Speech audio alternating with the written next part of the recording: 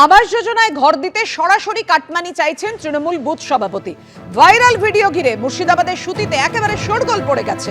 সুতি 2 নম্বর ব্লকের কাশিমনগর গ্রাম পঞ্চায়েতের 49 নম্বর বুথের তৃণমূল সভাপতি নীলিমা দাসের টাকা চাওয়ার সেই ভিডিও এক্স হ্যান্ডেলে পোস্ট করেছেন শুভেন্দু অধিকারী।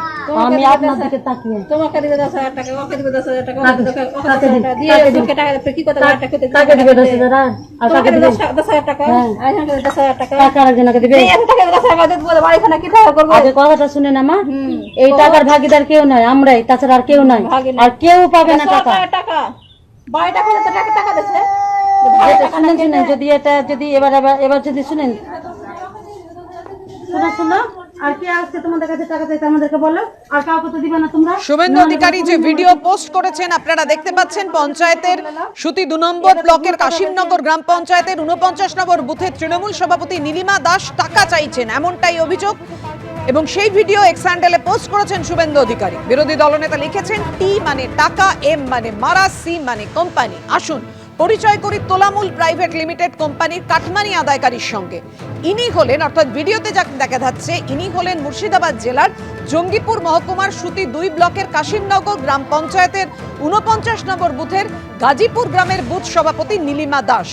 গরিব মানুষের বাড়ি বাড়ি গিয়ে আবাস যোজনার ঘর পাইয়ে দেওয়ার জন্য টাকা চাইছেন তিনি।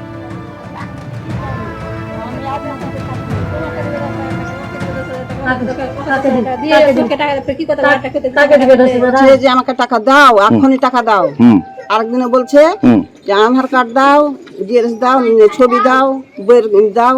ওই দিন আমাকে জোর করে টাকা নিয়েছিল, আমি টাকা নাই, আমার খাইতে পাই না, আমার টাকা নেই, আমি কি করে দিই? ওই দিন 5,000 চাওয়া ছিল, আর কেলেসে বলেছে 20,000 নিব। বাড়ির টাকা ঢুকেছে আপনার? বাড়ি টাকা ঢুকেছে, ওই কারণে মনে হয় এসছে, না তো কিসের আমার জন্য টাকা চাইতে আসবে? ওটাই বলছে যে আমাদের আবদার আছে, আবদার আছে বলছে যে আমরা পাবো, আমরা দিব, আমাদের আবদার আছে, আমরা না হলে হবে না, উঠবে না টাকা। আচ্ছা, বাড়ির নামে? হ্যাঁ, বাড়ির নামে। আমি তো নতুন কর্মী হিসাবে আমার অতটা অভিজ্ঞতা নাই যে কী থেকে কী হয়, কী থেকে কী হয় না, আমি অতটা জানি না। আমার ভুল হয়েছে, আমি বুঝতে পারিনি সঠিক, জানি না নতুন যেহেতু কর্মী, আমি হয়তো একটু দাবি রেখেছিলাম, হয়তো একটু বলেছিলাম, হয়তো এইটুকুই। আপনি কি প্রধান পাঠিয়েছে? না, আপনি তাহলে সেখানে কি প্রধানের নাম করছেন, ভিডিওতে দেখা যাচ্ছে। ও আমি হয়তো বললাম তো আমি নতুন কর্মী, আমার অতটা জানা নেই। দিল্লিতে কোন স্কুলে কতজন পড়ুয়া অবৈধভাবে বাংলাদেশ থেকে আসে এবার খুঁজে বের করতে নির্দেশিকা জারি করলো দিল্লি পুরসভা। 31শে ডিসেম্বরের মধ্যে স্কুলগুলোর কাছে রিপোর্ট তলব করা হয়েছে। কোনো বাংলাদেশি অনুপ্রবেশকারীর নামে যেন বার্থ সার্টিফিকেট ইস্যু না হয়, নির্দেশিকা জারি করেছে দিল্লি পুরসভা। অবৈধভাবে আসা বাংলাদেশিদের থেকে জমি জবরদখল মুক্ত করতেও পদক্ষেপের নির্দেশ।